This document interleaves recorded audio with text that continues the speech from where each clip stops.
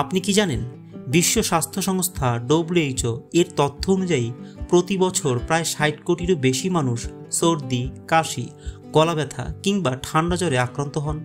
এমনকি অনেকের ক্ষেত্রে এই সাধারণ ঠান্ডা কাশি ধীরে ধীরে জটিল রোগে রূপ নেয়, যেমন ব্রঙ্কাইটিস, টনসিল বা সাইনোসাইটিস।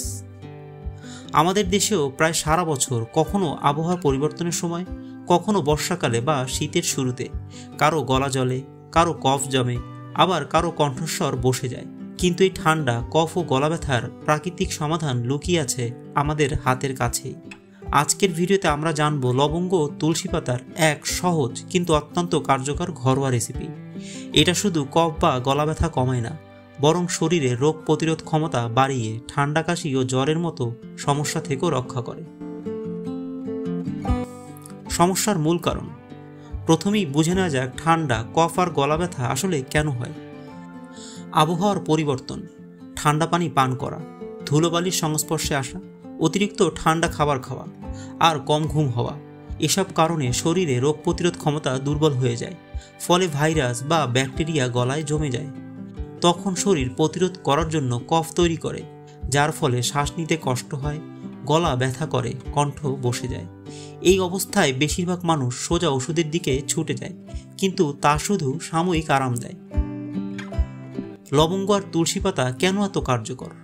লবঙ্গ শুধু মশলা নয়, এটা এক প্রাকৃতিক অ্যান্টিবায়োটিক। এর মধ্যে থাকে ইউজেনল নামক এক উপাদান, যা ব্যাকটেরিয়া ও ভাইরাস মেরে ফেলে, গলা ব্যথা কমায় এবং কফ পাতলা করে। এছাড়া লবঙ্গ শরীর গরম রাখে, তাই ঠান্ডা লাগার প্রবণতা কমে যায়। তুলসীকে প্রাচীন আয়ুর্বেদে ঔষধের রানী বলা হয়।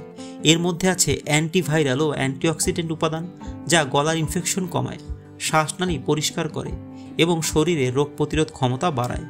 তুলসী পাতার নির্যাস নিয়মিত খেলে কফ জমে না, কণ্ঠস্বর পরিষ্কার থাকে এবং ফুসফুস শক্ত হয়। রেসিপি ও প্রস্তুত প্রণালী। এই প্রাকৃতিক ওষুধ বানানো খুবই সহজ। উপকরণ: লবঙ্গ 3টি, তুলসী পাতা 6টি থেকে 8টি, পানি 1 কাপ, মধু 1 চামচ। এটা চাইলে আপনি দিতে পারেন, আবার না দিলেও কোনো সমস্যা নেই। তৈরি করার পদ্ধতি: একটি পাত্রে 1 কাপ পানি নিন, সেই পানিতে তুলসী পাতা আর লবঙ্গ দিয়ে দিন। 5 থেকে 7 মিনিট ফুটিয়ে নিন, যতক্ষণ না পানি অর্ধেক হয়ে আসে ততক্ষণ পর্যন্ত। চুলা থেকে নামিয়ে ছেঁকে নিন। হালকা ঠান্ডা হলে তাতে 1 চা চামচ মধু মিশিয়ে নিন। খাওয়ার নিয়ম: সকালে খালি পেটে 1 কাপ খেলে গলা ব্যথা ও কফ কমে যায়। রাতে ঘুমানোর আগে খেলে শরীর গরম থাকে, ঠান্ডা লাগা থেকে রক্ষা করে। টানা 3 থেকে 5 দিন খেলেই আপনি পার্থক্য বুঝতে পারবেন।